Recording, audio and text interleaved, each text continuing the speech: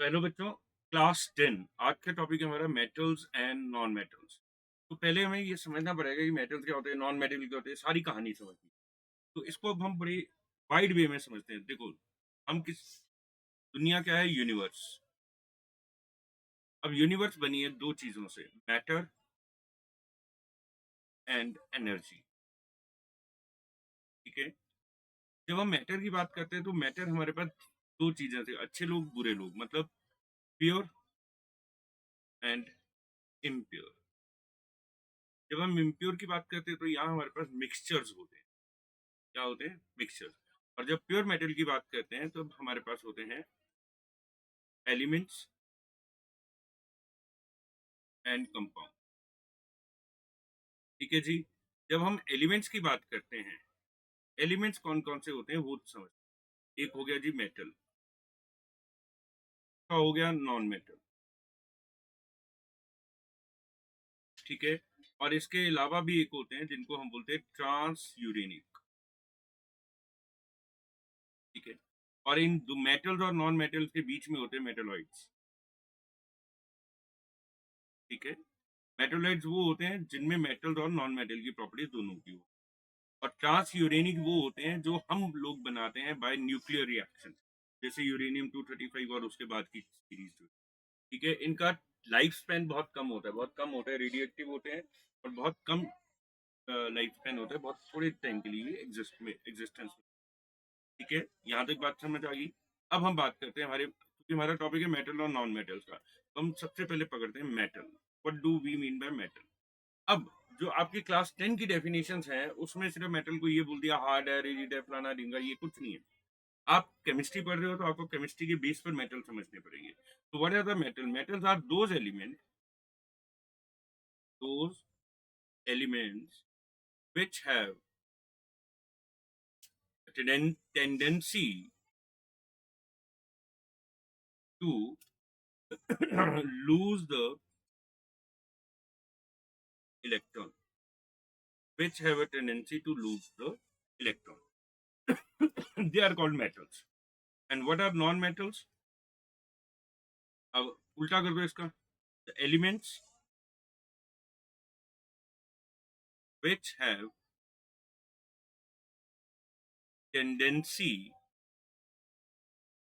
to gain the electron, gain the electron. ठीक है। अब ये मेटल का हम एक दो एग्जांपल ले लेते हैं, जैसे सोडियम है, पोटाशियम है, कैल्शियम है, आयरन है, कॉपर है, दीज आर। जब हम एलिमेंट्स नॉन मेटल्स की बात करते हैं तो ऑक्सीजन है, सल्फर है, फ्लोरीन है, क्लोरीन है, ब्रोमीन है, आयोडीन है, ये है। तो इनकी सिंबॉलिक फॉर्म्स है। अब आप क्लास 10 में हो तो आपको ये समझ आ जानी चाहिए। ये टीचर को बार बार नहीं समझाना कि भैया ये क्या चीज़ है, क्या अल्फाबेट्स है ये। तो इतना तो आपको समझ आना चाहिए। ठीक है। यहाँ तक बात समझ आ गई हमारे मेटल्स और नॉन मेटल्स की। अब हम एक एक करके पकड़ते हैं मेटल्स। तो when we talk about metals, ठीक है, तो पहले हम इसकी फिजिकल प्रॉपर्टीज को पकड़ेंगे। इसको पकड़ेंगे फिजिकल प्रॉपर्टीज को, क्योंकि हम, हमारे लोगों में एक आदत है कि हम फिजिकल अपीयरेंस को ज्यादा इंपॉर्टेंस देते हैं रेदर देन की इंटेलेक्चुअल अपीयरेंस को। ठीक है। व्हाट लुक्स, वो कहते हैं ना, दिखता वही है जो दिखता है। तो हम पहले उसकी फिजिकल प्रॉपर्टीज को समझने की कोशिश करेंगे। ठीक है। पहली फिजिकल प्रॉपर्टी जो है, देखो, they have a luster, they have a luster. तो what do mean by luster? Luster means they have a shining surface. They have a shining surface. ठीक है। For example, like iron, copper, aluminium, gold, silver. These are metals which shine. अब ऐसा नहीं कि सारे करते हैं, पर मैक्सिमम करते हैं। ठीक है। अब यहाँ एक कहानी और भी है। अब कुछ बच्चे बोलेंगे नहीं जी हमारे को तो ढीले जैसे दिखते हैं, हमारे को इतनी शाइनिंग सरफेस क्या मिलती है? Why? Because the shining of metals become dull after certain time because क्यों होता है भैया? देखा कभी तुमने क्यों होता है ऐसा? बिकॉज कुछ तो होना चाहिए। Because when they exposed to air a thin layer of oxides formed। क्योंकि मेटल्स जो है रिएक्टिव होते हैं तो ये एटमॉस्फेरिक में डिफरेंट गैसेज होते हैं उनके साथ रिएक्ट कर लेते हैं, ऑक्सीजन के साथ रिएक्ट कर लेते हैं और एक थिन लेयर फॉर्म कर देते हैं, जिसकी वजह से क्या होता है कि वो डल हो जाते हैं। अब ये लेयर जो होगी वो जरूरी नहीं कि ऑक्साइड्स की हो, it may be carbonates also. Metal carbonates means, ठीक है, सल्फाइड्स भी हो सकते हैं। ये सब लेयर्स उनकी बन जाती हैं, ठीक है। अब यूजेस में देखो, लस्टर के बेस पे यूजेस कौन कौन से होते हैं, जैसे गोल्ड, प्लैटिनम, इसमें यूज होते हैं ज्वेलरी, ठीक है। इसीलिए कहते हैं कि हिंदुस्तान की आधी इकोनॉमी तो हिंदुस्तान की लेडीज ने संभाल रखी है, कि पूरे वर्ल्ड में इतना गोल्ड नहीं होना जितना उनके पास होगा, ठीक है। तो अच्छी बात है। हम लोगों को ऐसे बोलते हैं कि हमारे उसमें लेडीज को इज्जत नहीं देते, सारा गोल्ड तो लेडीज के पास है, पूरी इकोनॉमी लेडीज के पास है, ठीक है। ओके, अब चलते हैं मैं आगे। इसके आगे की कहानी जो सेकंड है वो है metals are hard.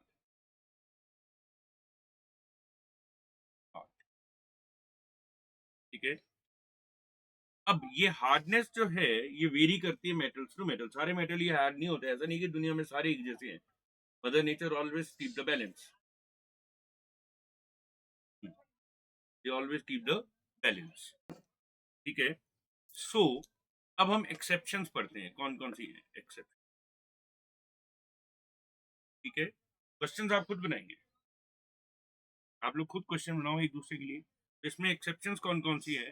Lithium, sodium, potassium, they are metals but they are soft, they are soft so they can be cut from a knife, ठीक है। another is mercury which you found in liquid state, gaseous state में नहीं मिलेगी, ठीक है। they mean either they are soft amorphous type और liquid state में मिल जाते हैं, ठीक है भैया, बहुत अच्छे हैं ये, ठीक है। अब हम नेक्स्ट चलते हैं थर्ड प्रॉपर्टी पे, they are मेलिएबल्स,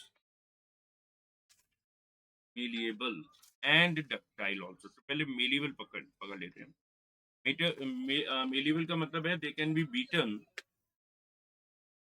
into thin sheets. मैंने आपको केमिस्ट्री पढ़ाई थी जिसमें हमने एटम बताया था, उसमें एक एक्सपेरिमेंट था जिसमें उन्होंने एटम के स्ट्रक्चर को देखने के लिए थिन लेयर ऑफ गोल्ड ली थी, जिसमें से रेट को पास आउट करा था। मैं इतनी डेप्थ में नहीं जाऊंगा, आपको पता है और आपको याद रखना चाहिए। तो they are beaten into thin sheets, ठीक है।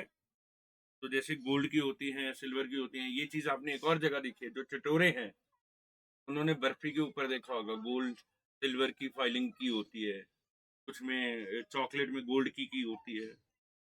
तो दैट इज ऑल। मैं भी सोच रहा हूँ चॉकलेट का बिजनेस करूँ, उस पर ये लगाऊँ। तो बीटन इनटू थिन शीट्स, खरीदेगा कोई नहीं, टीचरों से कोई नहीं खरीदते, रहने देते हैं। Four is ductile. Now what do you mean by ductile? They can be drawn in to wires, उनकी हम वायर्स बना सकते हैं, ठीक है। फॉर एग्जाम्पल आपने देखी होगी आयरन की, सबसे ज्यादा आपने देखी है ऊपर कॉपर की, इलेक्ट्रिसिटी, इलेक्ट्रिकल वायर्स, ठीक है। एल्यूमिनियम की भी होती हैं, ठीक है, ये उनकी बनती हैं। बहुत अच्छे बच्चे हैं मेटल्स, ठीक है। अब gold is most ductile and malleable element, ये कौन है भैया? ये है gold is the most ductile and malleable element. ठीक है, तो अगर आप 1 ग्राम गोल्ड पकड़े तो इससे 1 kilometre long wire can be form. आजकल तो वैसे ही गोल्ड का भाव बहुत ऊपर चला हुआ है। ठीक है, तो हमारी सारी गृहणियां आजकल करोड़पति और अरबपति हैं। ठीक है भैया, चलो जी, अब हम चलते हैं आगे। जो प्रॉपर्टी इनको एक्स्ट्रॉर्डनरी बनाती है, the metals are good conductor of electricity. They are good conductor of electricity, मतलब इलेक्ट्रॉन्स को पास आउट, मतलब इलेक्ट्रिसिटी को पास आउट होने देते हैं।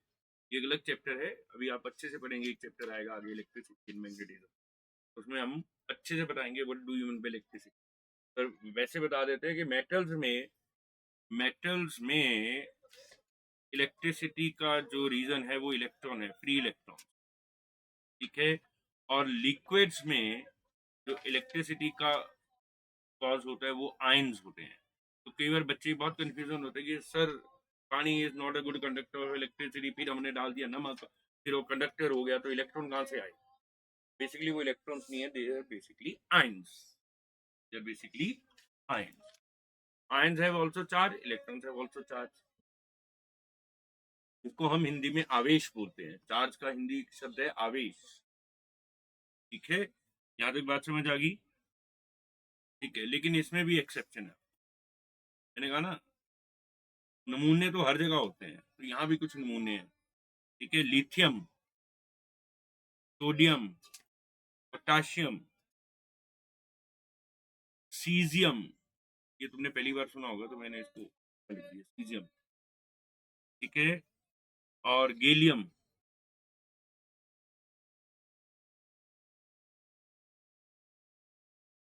ठीक है,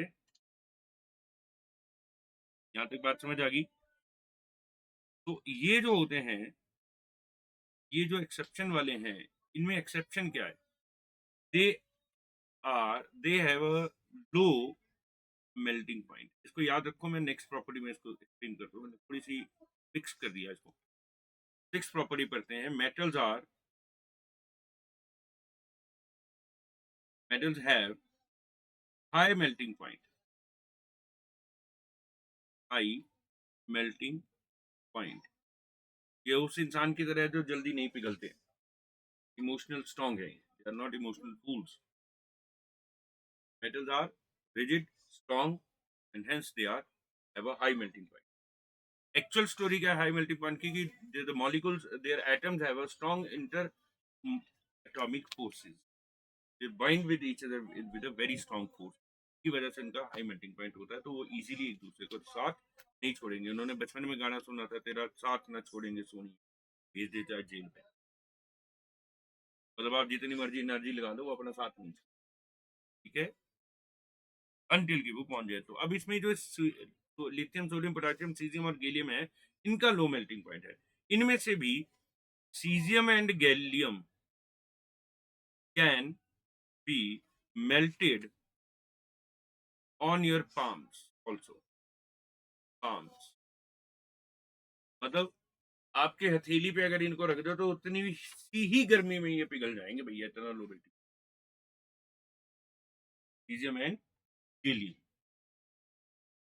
ठीक है, ओके, बहुत अच्छे हैं, वेरी गुड, बहुत अच्छा लिया।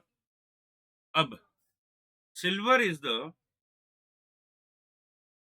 ये ध्यान रखना, ये वाले जो बेस्ट बेस्ट होते हैं ये जरूर क्वेश्चन में आ जाते हैं। Silver is the best conductor of electricity, oh sorry, best conductor of heat, and the lead is the poorest. Lead is the poorest। ठीक है, अब ऐसे ही एक चीज आपको और याद रखनी है, द गोल्ड। ठीक है, gold is also the best conductor of electricity. Gold is best conductor of electricity. They are best conductor. अब ये जो कंप्यूटर के अंदर जो चिप्स होती हैं और जो उनके अंदर वायरिंग हुई होती है, गोल्ड से हुई होती है। पुराने टाइम पे क्या होता था कि कुछ, अब कई कंपनी से मैं नाम नहीं लेना चाहता, उन्होंने चिप्स इकट्ठी की, ये जो कंप्यूटर पार्ट्स होते हैं उनको मेल्ट किया और उससे गोल्ड निकाल निकाल कर बेचा। Yes, there is a very big company, ये भी करती है। अब तुम भी घर पे बैठ ना जाना यही करने, क्योंकि उसके लिए सल्फ्यूरिक एसिड का यूज होता है, जिसमें वो कुछ चीजें डिसॉल्व हो जाती हैं और फिर वो अलग करके उसको, इट्स अ प्रोसेस, आप समझेंगे एक्सट्रैक्शन ऑफ मेटल। हम इकट्ठा बता रहे हैं आपको। मतलब कि अगर 10th की केमिस्ट्री किसी ने पढ़ी हो ढंग से 1998 के आसपास, तो एक बड़ी करोड़ों की कंपनी खड़ी कर सकता था कि सस्ते चिप्स ऑफ कंप्यूटर पार्ट लिए, उनको मेल्ट किया, वहां से गोल्ड निकाला और बेच दिया। उस टाइम ना बेचता, आज बेचता, तो प्रॉफिट ऑफ मार्जिन थाउजेंड हो। ठीक है, ये सारी चीजें आपके बड़े बड़े जितने भी साइंटिस्ट हैं, उन्होंने इन्हीं छोटी छोटी चीजों को, इतनी छोटी छोटी प्रॉपर्टी को पकड़ के बड़ी कॉम्प्लेक्स चीजें बनाई, इन्वेंशन की, और हमने कुछ नहीं किया, क्योंकि हम पढ़ने के लिए पढ़ते हैं, मार्क्स के लिए। जब हम चीजों को समझने के लिए पढ़ेंगे तो हमारे को आइडियाज आएंगे। ये चलो, they are good conductor of copper and, अब हमने कहा था कि gold is a best conductor of electricity, ये तो हमने बात की। ठीक है, अब वायरिंग फिर हम कॉपर एल्यूमिनियम से क्यों बनाते हैं? क्योंकि they are cheaper than gold. Got it? Cheaper than gold. Why gold is precious? Question यहाँ राइज होता है, why gold is precious, why silver is precious? तो याद रखो जिंदगी में कि जो चीज सबसे ज्यादा इजीली अवेलेबल होती है उसकी वैल्यू कम होती है, और जो चीज कम अवेलेबल होती है उसकी वैल्यू ज्यादा होती है। जैसे मैं उल्टा करता हूँ, मैं हर किसी के साथ अवेलेबल हो जाता हूँ तो वैल्यू कम है, जिस दिन मैं अवेलेबल होना कम हो जाऊंगा तो ऑब्वियसली मेरी वैल्यू बढ़ जाएगी। ठीक है, तो ये जिंदगी के साथ मिलता जुलता है। Gold is precious because it is very rare, diamond is rare, बहुत महंगा है। और गोल्ड जो सबसे ज्यादा काम आता है, आयरन एल्यूमिनियम, वो बेचारे ऐसे रुल रहे होते हैं, इजीली अवेलेबल है। अगर गोल्ड, मान लो गोल्ड ज्यादा होता और एल्यूमिनियम और आयरन कम होते, तो प्रीशियस मेटल कौन सा होता? आयरन और एल्यूमिनियम। गोल्ड यूं ही धक्के खा रहा होता है, तेरी औकात ही कुछ नहीं भाई। ठीक है, तो ये आपको समझ देना।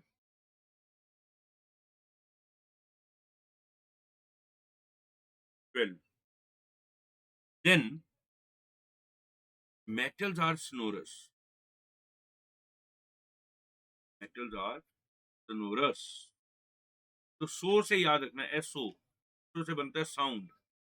दैट इज, जब भी मेटल्स को किसी और मेटल से हिट किया जाता है तो they produce sound, they produce sound. और इसका बेस्ट एग्जांपल तुमसे ज्यादा कौन जानेगा? स्कूल बेल,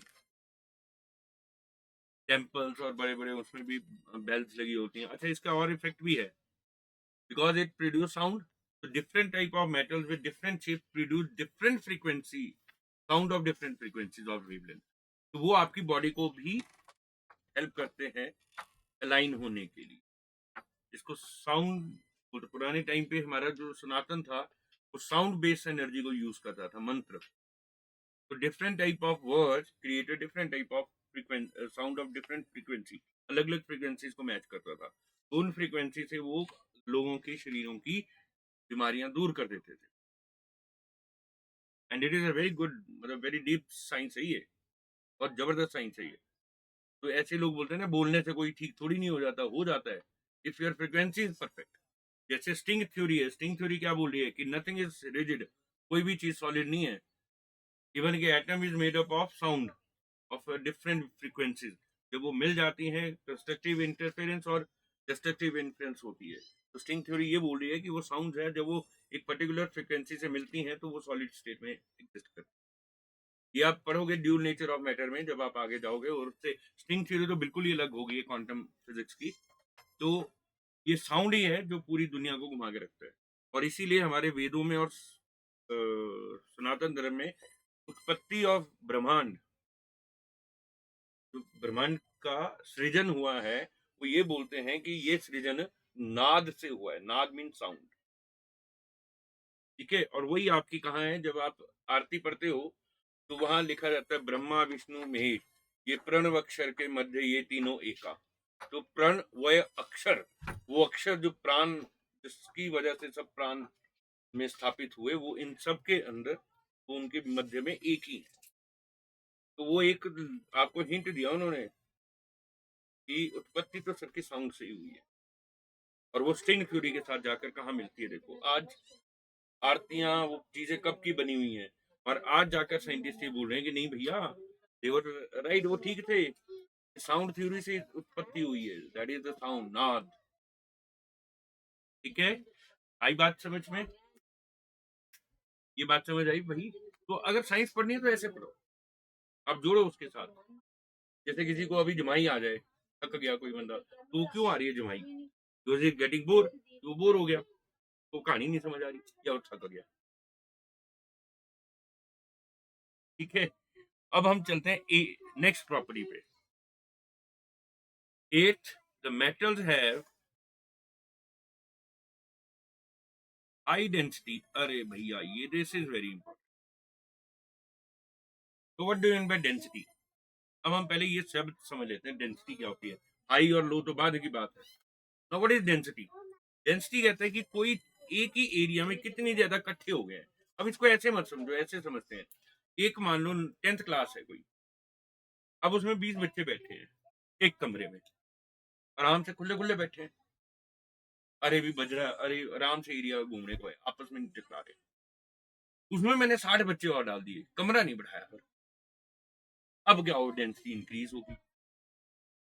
अब डेंसिटी इंक्रीज, ठीक है, तो सॉलिड जैसी फॉर्म बननी शुरू होगी। ऐसी विधानसभा, अब एक के पास पूरा बहुमत नहीं है, मान लो, जब उस पहले 2 ही लोग, 5 लोग हैं, बाद में बहुमत और लोग आ गए, तो वो पार्टी स्ट्रांग होगी, डेंसिटी बढ़ गई। तो greater is the density, greater is the rigidity also.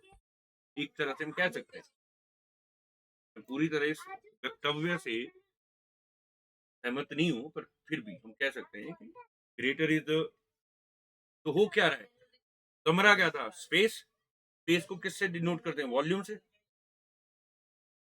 और उसके अंदर घुसे कौन, लोग, तो उन लोगों को डिनोट कर दो पार्टिकल से या मास से। तो what is density? Density is the mass upon volume, mass upon volume. तो मास अपॉन वॉल्यूम, एक गिवन वॉल्यूम में कितना ज्यादा मास है, दैट इज कॉल्ड डेंसिटी। ठीक है, so the metals have high density, metal की डेंसिटी हाई होती है, लेकिन एक्सेप्शन फिर आगे है। अब ये एक्सेप्शन कौन सी हैं भैया? इसमें है लिथियम, सोडियम, अरे बाप रे, ये तो पीछे नहीं छोड़ रहे हर जगह। नेक्स्ट पोटेशियम, थक गया मैं पूरा नाम लिखते हुए। दे हैव लो डेंसिटी, इसीलिए वो soft, they have low densities and that is why they were soft. ठीक है जी, यहाँ तक बात समझ आ गई। हम अभी इसको पूरे, अभी और इसको करेंगे, एक्सप्लोर करेंगे बड़े अच्छे से। अब आ गया 9th, अगली प्रॉपर्टी, ये बड़ी मस्त है। दे कैट हाई टेंसाइल स्ट्रेंथ। तो इसको कुछ ऐसे समझो कि ऑफिस पॉलिटिक्स है, 2 टीचरों की आपस की लड़ाई है, और वो तीसरे टीचर, मतलब 2 टीचर दोस्त हैं और तीसरा उनमें दरार डालने चाह रहा है।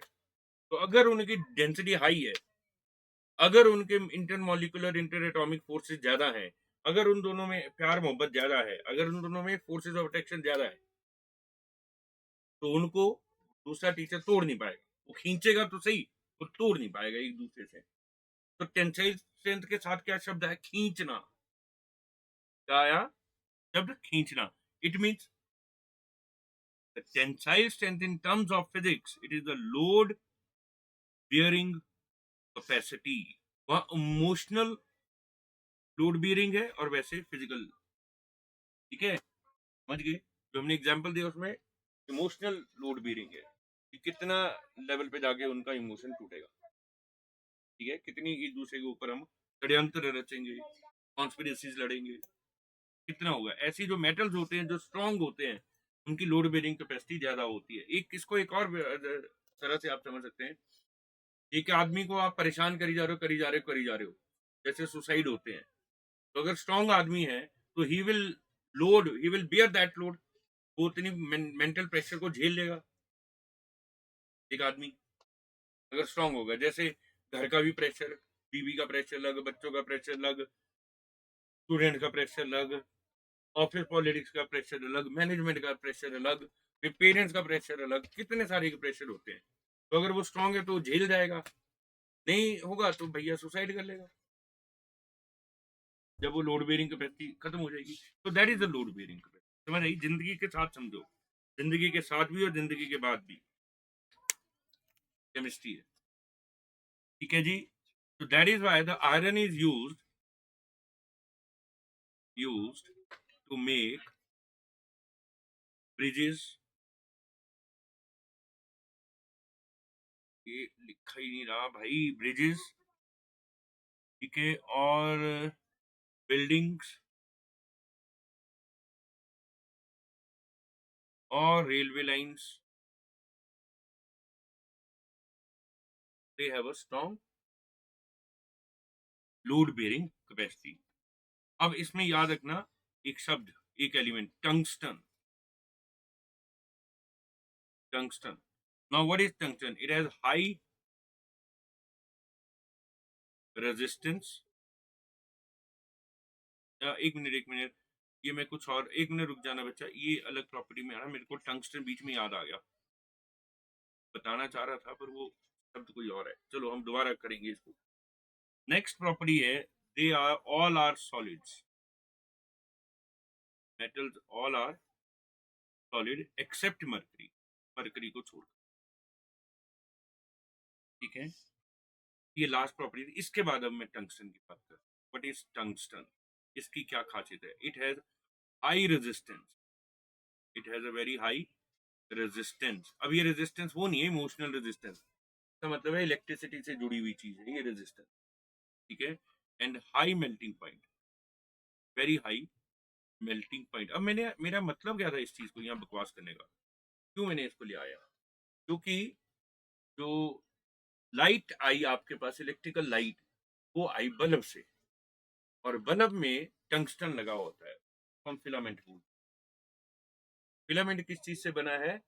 टंगस्टन से। इसीलिए एडिसन को हजारों एक्सपेरिमेंट करने पड़े बल्ब बनाने के लिए, तो जितने बनाते थे वो उड़ जाते थे, अलग अलग मेटल वो यूज करते रहे। लेवल ऑफ कमिटमेंट देखो एडिसन का। हम 2 बार क्वेश्चन नहीं निकलता, तीसरी बार सिर पीट के चैट जीपीटी को पकड़ लेते कि दे दे भैया आंसर, हमारे बस की नहीं है ये नहीं है अपने बस का हो रहा कुछ भी, और इसीलिए हम एडिसन नहीं बन पा रहे, मतलब इंसान नहीं बन पा रहे ढंग से। 2 बार किया क्वेश्चन, 3 बार किया, अच्छा ये नहीं हमारे बस की बात। टंगस्टन को देखो, एडिसन को देखो, उसने 1000 एक्सपेरिमेंट किए, तब कहीं जाकर उसको पता चला ओहो ये तो टंगस्टन है जो मेरे काम की। तो जीवन में हार नहीं माननी होती, चाहे वो घर पे हो चाहे स्कूल पे हो चाहे वर्किंग प्लेस पे हो, हार नहीं मानो भैया, लड़ लो तुम। तो you must have high resistance और हाई मेल्टिंग पॉइंट, ना तो तुम पिघलोगे ना तो तुम हार मानोगे। करेक्ट? समझ आई? ओके जी। तो यहां तक हमने physical properties of non metal को पकड़ लिया।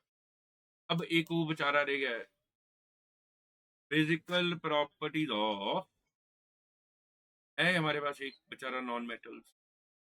अब ये बोला मेरे को क्यों छोड़ा, मैं भी हूं, पीछे देखो पीछे, मैं भी हूं भैया। अब नॉन मेटल्स को पकड़ लेते हैं। What do you mean by non metals, वो हमने समझ लिया। तो जहां ये नॉन लग गया ना, नो, नमूना जैसा नॉन, तो इसका मतलब है जो दूसरे की प्रॉपर्टी थी उससे उल्टी होनी, खत्म, सिंपल। पहली property, they do not have any lustre, do not have any lustre, कोई शाइन नहीं होती उसमें, ठीक है। अच्छा, लेकिन इसमें भी एक्सेप्शन है, जब उसमें एक्सेप्शन है तो यहाँ भी होंगे। इसमें एक्सेप्शन है iodine. Iodine has a duster, ठीक है, उसका एक कलर है, शाइन करता है। देन वो रिजिड थे, मेटल रिजिड थे, they are soft and brittle. ये भैया ये ब्रिटल शब्द क्या है? What is brittle? They are soft and brittle. कोई बता सकता है? कोई नहीं बता। They break into pieces when hammered by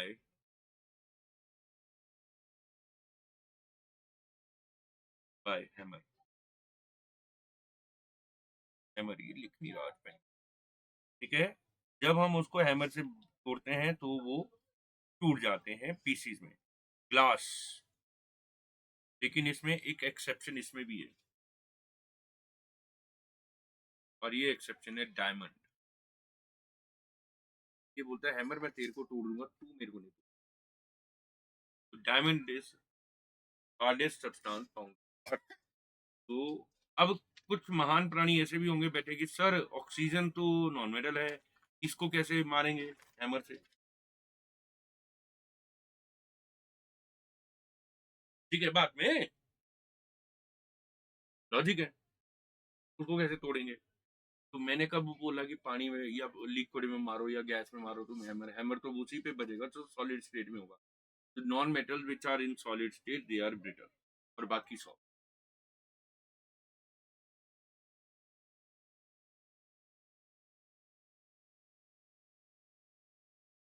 हाँ,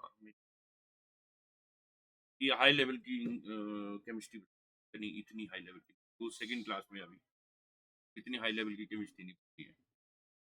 तो दे आर नीदर मेलिएबल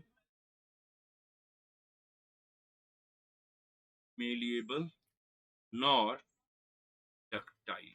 ना तो वो मेलिएबल है, ना ही तो उनकी तारे बनाई जा सकती है, ना ही उनके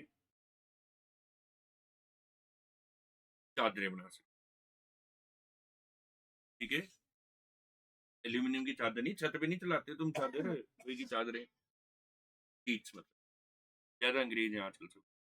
then generally generally they are bad conductor of electricity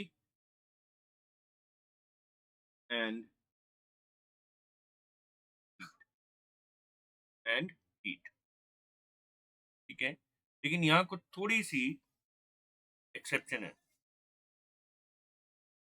इसमें है graphite, which is and what do you mean by graphite?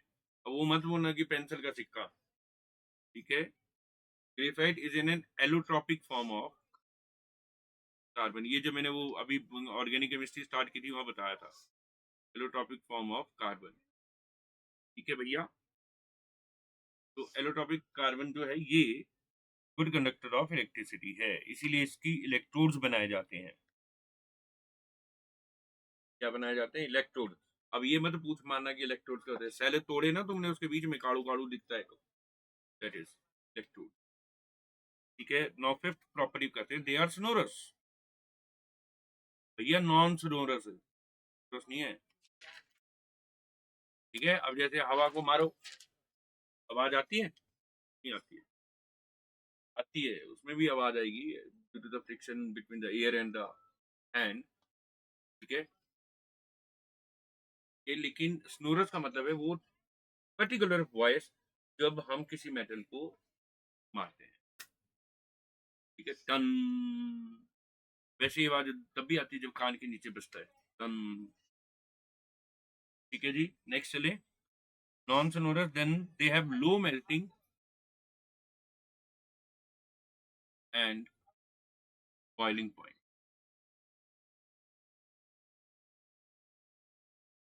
हाँ बिल्कुल ठीक बोल रहे हो आप। High melting and boiling point exceptions, भाई राम ये तो जान ही ले लेंगे एक्सेप्शन। एक्सेप्शन है बोरोन, ठीक है, कौन है, बोरोन, डायमंड, ठीक है, और आपके पास आ जाएगा ग्रेफाइट। सेवंथ प्रॉपर्टी की बात करते हैं। तो सेवंथ प्रॉपर्टी हमारे पास है, दे हैव लो डेंसिटीज, मेटल्स की ज्यादा थी और इसकी कम होती है। तो लो डेंसिटीज का मतलब क्या है कि उनके forces of attraction between the element atoms is थोड़ी कम होती है इनकी।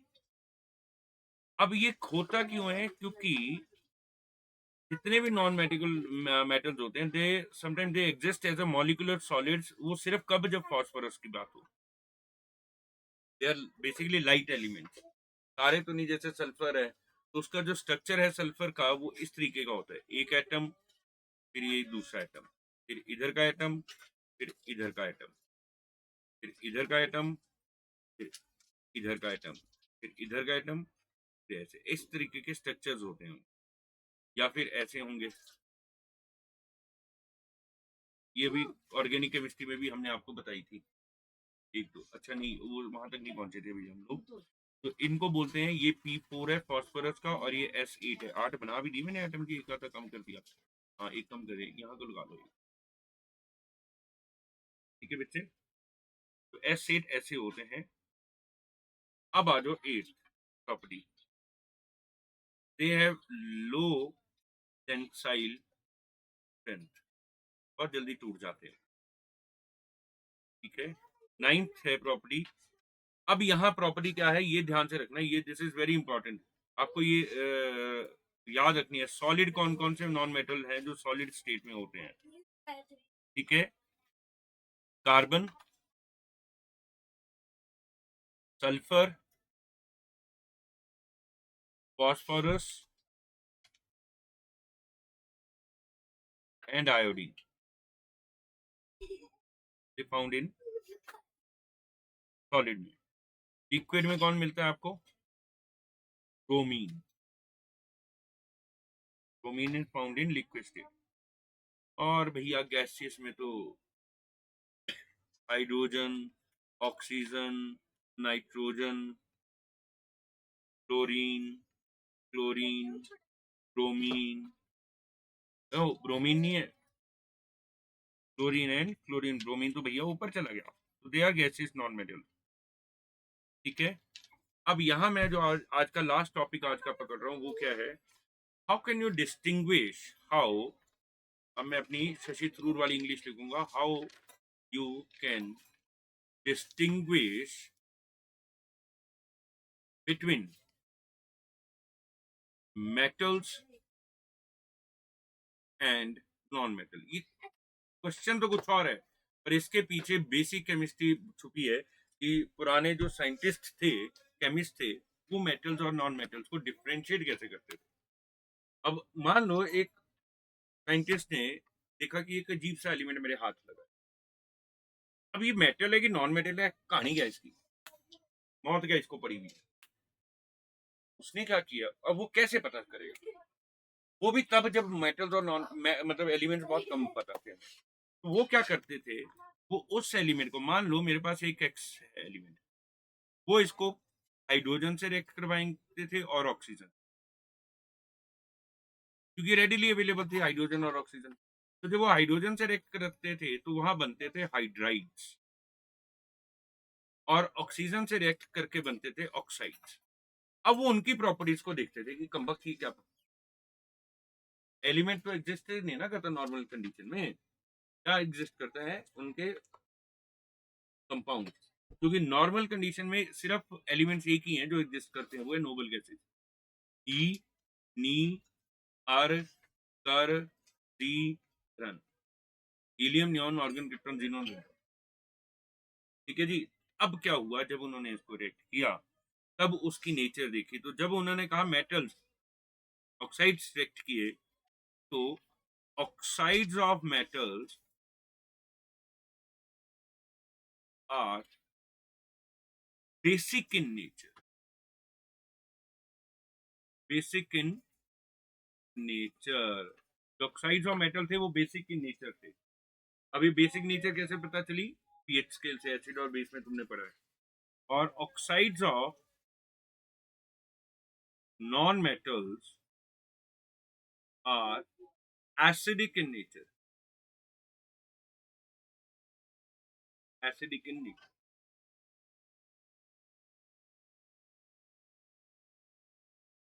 और मे बी न्यूट्रल, कई बार वो न्यूट्रल भी होते थे।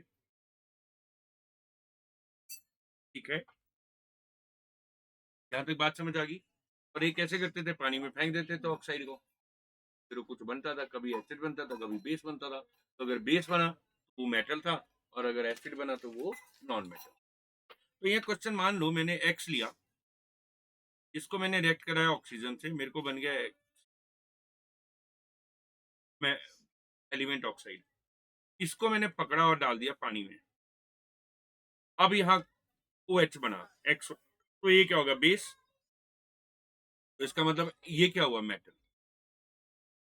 अगर यहाँ XO2 को मैं हाइड्रोजन से रिएक्ट करवाता हूँ और मेरे पास XH बनता है, तो ये बन गया एसिड। तो ये क्या बन जाएगा? Non metal. क्या बन जाता है? तो इतनी सी कहानी आज की। इसके लिए इसके अगले क्लास में हम लोग पढ़ेंगे chemical property of metals and non. ठीक है, तो उसको पढ़ने से पहले आपको दो चीजें अपने आप में तैयार करके यानी है, सिंबल्स ऑफ एलिमेंट्स, ये आपको पता होने चाहिए कि क्या क्या होते हैं।